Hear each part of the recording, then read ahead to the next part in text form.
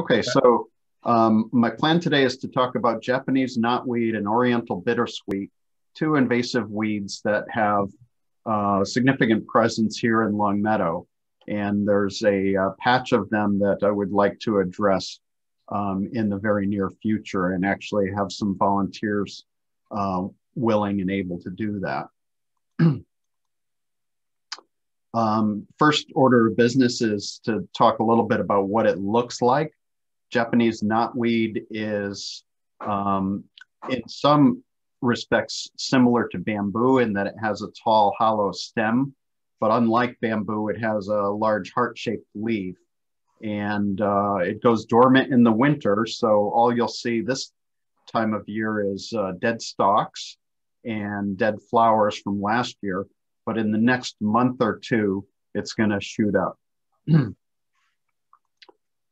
Oriental bittersweet is a second invasive weed that I think we should try to address at the same time, at least partly because it's hard to get access to the knotweed and treat it with so much bittersweet that's affecting the trees. Now, these are stock pictures of what bittersweet berries look like, what the vine looks like, and what the leaves look like. And there's quite a bit of bittersweet around. It's not the most awful invasive weed, but it's, it does have some negative impacts on trees especially. So you might ask, why bother treat knotweed? Knotweed is not just invasive as a foreign plant and a bother and not very attractive, but it also can be fairly damaging. The rhizomes are very powerful and are able to break through asphalt and concrete. And without being too alarmist, in England, they seem to have a worse problem with it.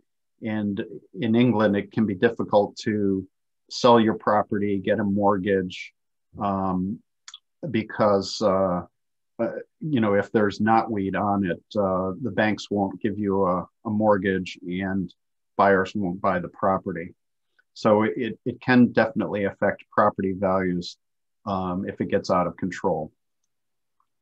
The patch on Ardsley Road that I'd like to address, I've obscured the address, but it borders two properties. And I put some white stakes in the ground for two reasons. One is I want to have a marker for how far it's extended at the current time. And also the stakes are there so that I could measure the size of the treatment area. And this is 30 feet from the sidewalk to the first white stake, 30 feet to another stake that shows the maximum distance from the sidewalk, 62 feet from the sidewalk at this location, and a total of 150 feet across the front. So it's a fairly large area that has knotweed in it. It's not completely overgrown, but there's a significant number of plants in there. And I expect this year there'll be more plants and the area will be bigger. The bittersweet, these are pictures that I actually did take in that area. This shows a bittersweet vine going up a cherry tree. And once it gets up, it seems to be able to climb into adjacent tall pine trees. And, having this choking trees and shading them and pulling them down is undesirable, and it also is interfering with getting access into that area to treat the knotweed. There are some plantings in the treatment area. There's a rhododendron, some Japanese andromeda, maybe even an azalea or two, and we want to try to preserve those plants. You might ask, why not just do a clean sweep, cut everything out and start over? Well, knotweed is so invasive that if you do that, it gets a leg up on all the other plants. And so you kind of want to leave as many native plants in place to help shade out the area and compete with the knotweed. So accepted methods for control. First, we need to clean the area so we can get clear access. The most important method is carbohydrate deprivation. And by that, we mean cutting it back repeatedly so that it wastes its energy sprouting. Digging is very ineffective with knotweed because the rhizomes are modified stems that are underground, and a half-inch length of rhizome, if it's left in place, is enough for a new plant to grow. So it's impossible to dig it all out.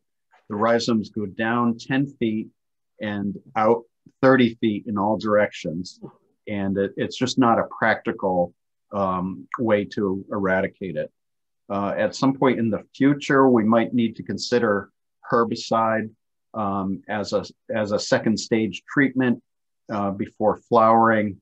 But that's for something to consider in the future after we knock it back with carbohydrate deprivation. It's a Conservation Commission question because there's a perennial stream there, and herbicides with surfactants are banned in that situation. So that's a question for the future.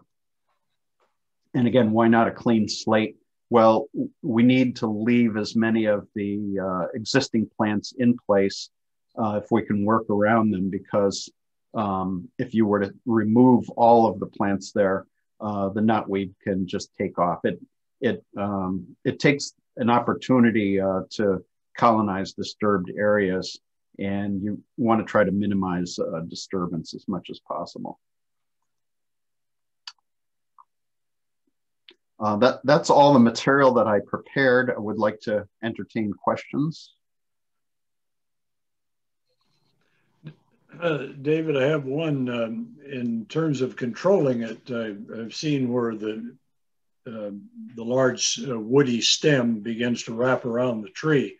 Mm-hmm. I've seen some of that alongside our house, and I simply just have cut it off right at the base, and it eventually just dies in place on the tree, I guess is what. Right. That's what I've done, and I presume that's what you're advocating at this point?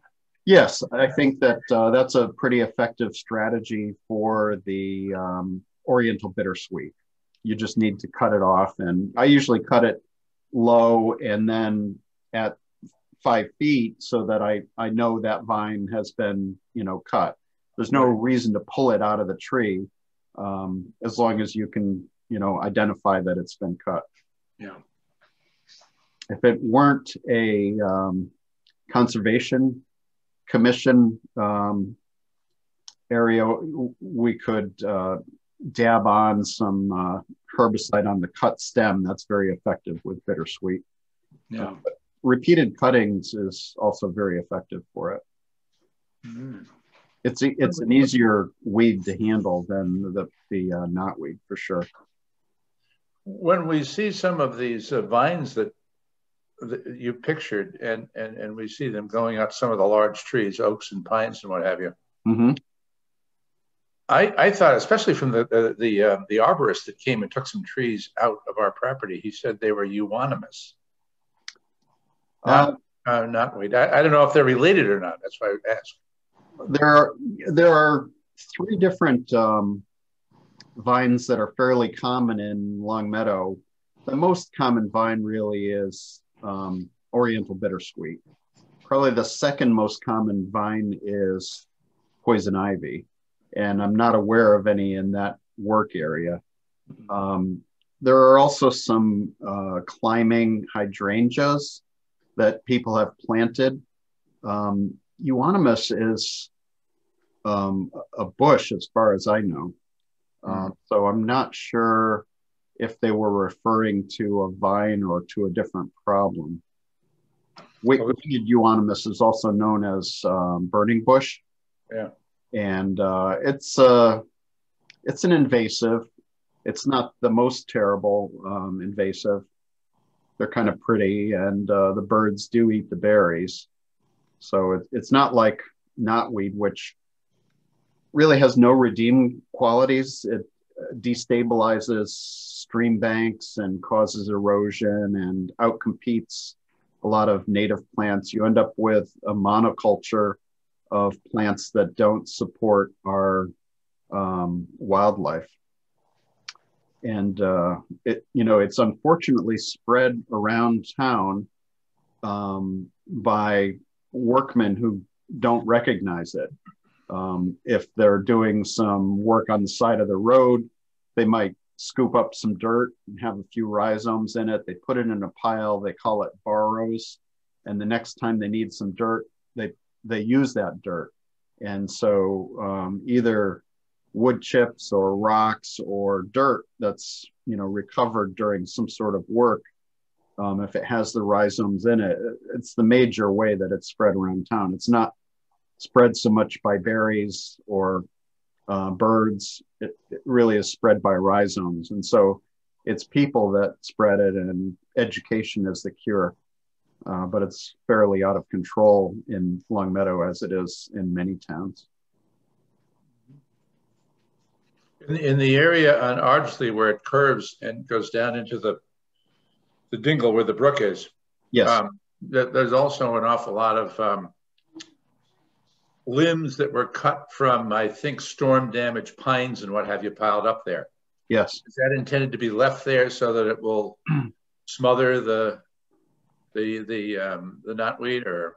Well, it's not a very effective smothering agent. And so if we can get some of that out of there, I think it would improve our ability to treat. I don't think we have to remove it all, but we need to make it possible to walk in there so that, when you go around the block with a pair of pruners in your pocket, you can stop in and snip a few plants and, keep ahead of it. There's no requirement that those things be left in place. I think maybe, that the town did it to save some trouble for themselves. Yeah. Yeah, because we back up against that off our back deck. It's an almost precipitous drop into the dingle. Mm-hmm. And a lot of the stuff that's in there has been fallen in place from storms. Mm-hmm. So there's a fair amount even down at the bottom. Some even bridges across the brook down at the bottom. Yeah. Well, the Conservation Commission does prefer that wood be left in place when it falls along the stream there, or if it's trimmed to clear a path. They do have that preference, but right up there near the sidewalk is treated a little differently because it's considered a landscaped area. The presence of the rhododendron and the azalea and the other plants means that it's a landscaped area. And so you're allowed to remove fallen branches from that area. We might come back with some wood chips to tidy it up a little bit after we get some of the bigger pieces out of there, just to make it a little bit more attractive. There are a number of neighbors that really don't care so much about the fact that there's an invasive plant in there, but consider the whole area kind of an eyesore. And we can kill two birds with one stone by, cleaning it up a little bit and then going after the knotweed. Sounds like heavy lifting of logs. Well, I think we can leave some of the bigger pieces and take out the small ones. I'm not a lumberman. I want to get involved in that. Yeah. I don't blame you. This so, meant so to you divided into two groups, Saturday and Sunday. So yeah. Okay. Yeah, a couple of hours for each group. We should be able to make some really good progress. Yeah. All right, good. Okay, thank you very much, and I hope you don't mind if I post this on the tree committee website for people to view if they're interested. That's fine with me. No, that's fine. Okay. Great, thank you very much. I'll probably. All right, I'll see you Sunday morning.